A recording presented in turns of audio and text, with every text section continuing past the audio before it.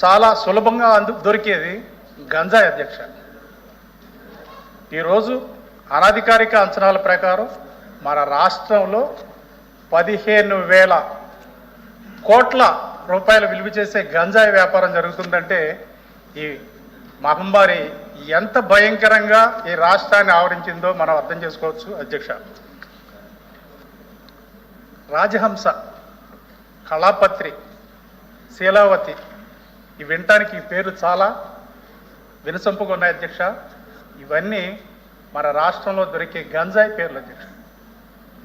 The best quality Himachal ప్రదేశ్లో దొరుకుద్ది అనేది ఒక అంచనా అధ్యక్ష. అంతకు మించి బెస్ట్ క్వాలిటీ మన ఆంధ్రప్రదేశ్లో ప్రొడ్యూస్ అవటం వల్ల ఈ రాష్ట్రం గంజాయికి కేంద్రంగా మారిపోయింది అధ్యక్ష.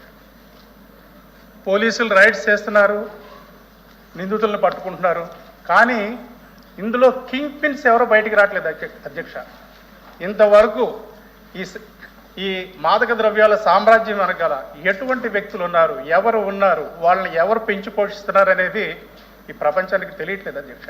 ముఖ్యంగా ఈ విషయాల మీద ప్రభుత్వం దృష్టి సారించాలని, ఈ కింగ్ పిన్స్ పట్టుకోవాలని, అదేవిధంగా డీ అడిక్షన్ కేంద్రాలు మన రాష్ట్రంలో ఈ మత్తు పదార్థాలకు అలవాటమైన వారిని ఆ మహమ్మారి నుంచి దూరం చేయడానికి డీ అడిక్షన్ సెంటర్లు కూడా పెట్టాలని మీ ద్వారా ఈ ప్రభుత్వానికి విజ్ఞప్తి చేస్తున్నారండి.